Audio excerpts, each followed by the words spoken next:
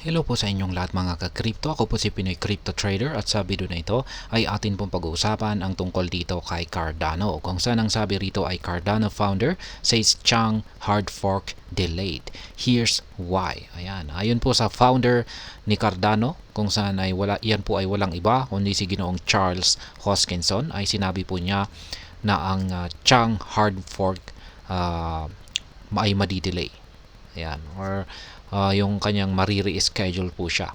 Kasi base po sa mga nakaraang balita natin dito sa Chang, papalapit na Chang hard fork ni Cardano, ay ito po ay magaganap sa yan, araw na ito, August 27. Kaya ngayon po mismo yan, August 27.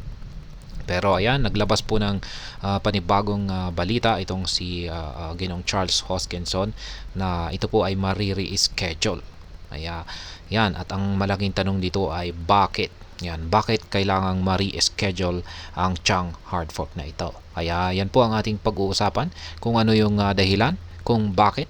Pero bago po tayo magpatuloy ay nais ko lamang po munang bigyang linaw ang aking disclaimer kung saan ang nilalaman po ng video na ito ay hindi po ito isang financial advice.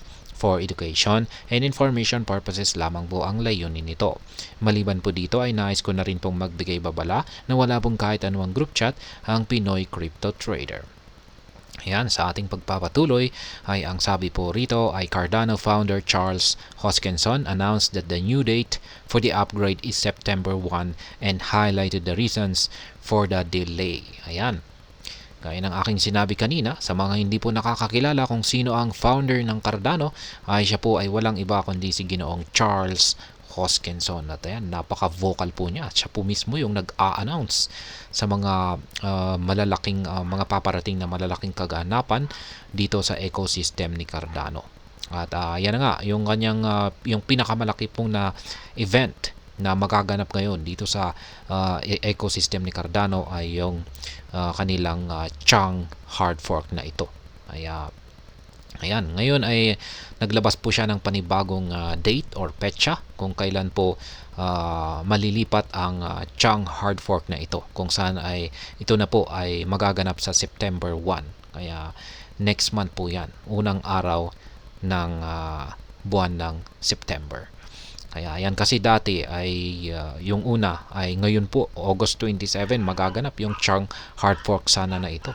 Pero may mga dahilan kung bakit ito ay na-delay. Kaya yan po ang ating aalamin dito. Ito po yung aktual na post dito ni Ginoong Charles Hoskinson. Sabi niya rito ay the magic of deadlines is that people who aren't taking upgrade seriously suddenly say damn, we get moving. When they get moving, we converge quickly. Yan, it looks like Binance and a few others need more time to get their houses in order, so the rocket is going to wait on. Kaya sa madaling salita ay yung may issue po rito kung bakit madidelay ang Chang hard fork ni Cardano ay ito po ay may kaugnayan sa mga crypto exchanges. Yan, in a tweet on Friday, Hoskinson stated that the major upgrade slated for August 27 have to wait until September 1.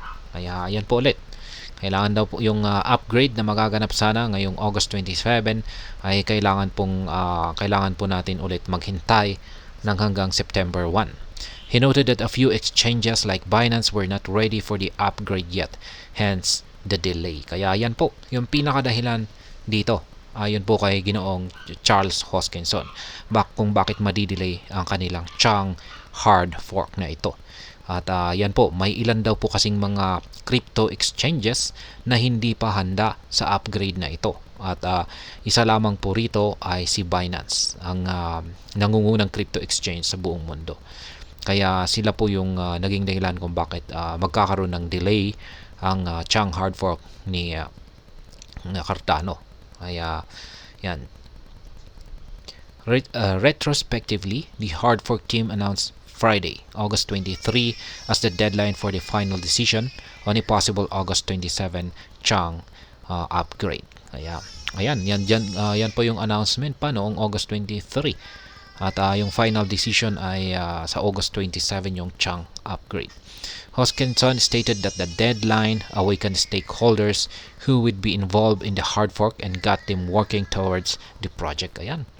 Nagkaroon po ng mga interest yung mga stakeholders dito kay Cardano ayon po kay Ginoong Charles Hoskinson dito. At yan, sila po ay nagkaroon ng interest at mas naging involved po sila sa hard fork na magaganap na ito. Kaya yan, a little longer.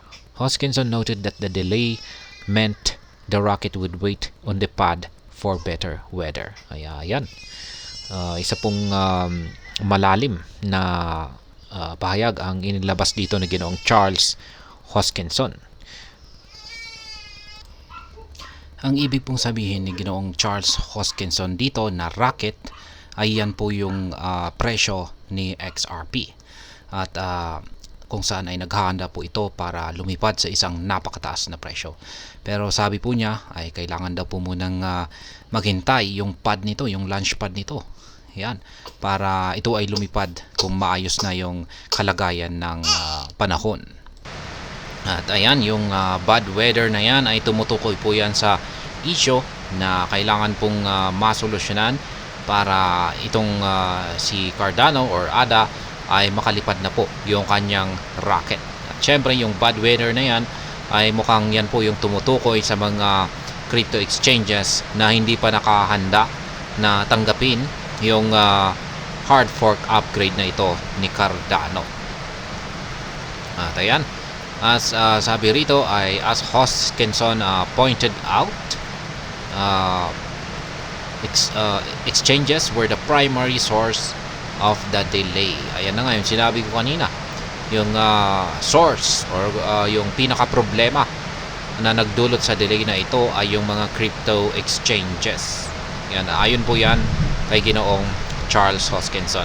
Out of the 58 exchanges that will be involved in the upgrade, 31 were fully prepared. Ayan, dami po palang mga exchanges. 58 na exchanges ang involved sa hard fork upgrade na ito.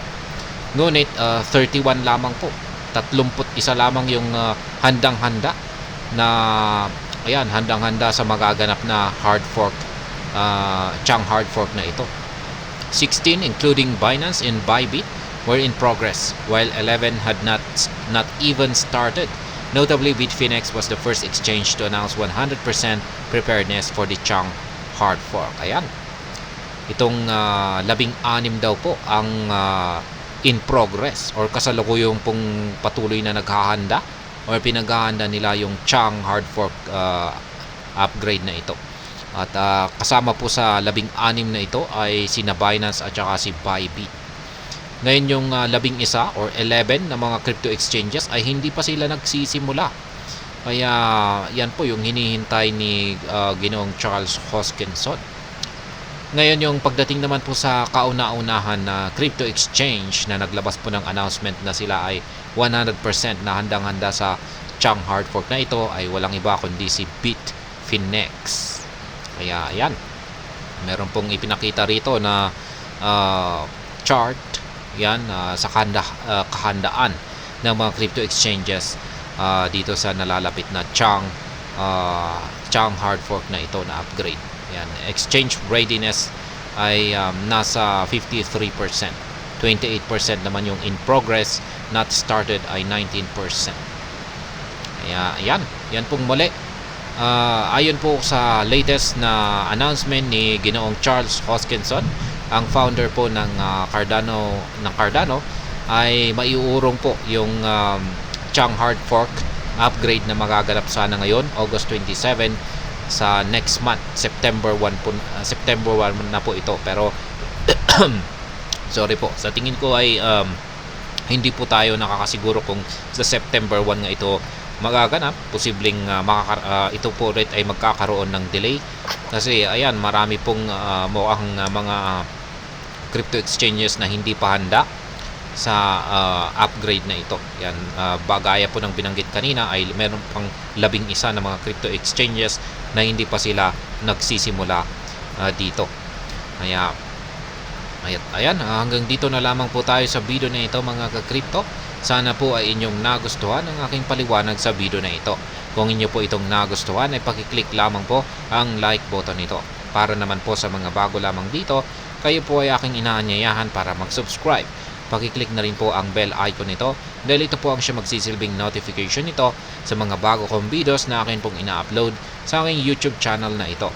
Marami pong salamat sa panonood, ingat po tayo lagi at God bless po sa ating lahat.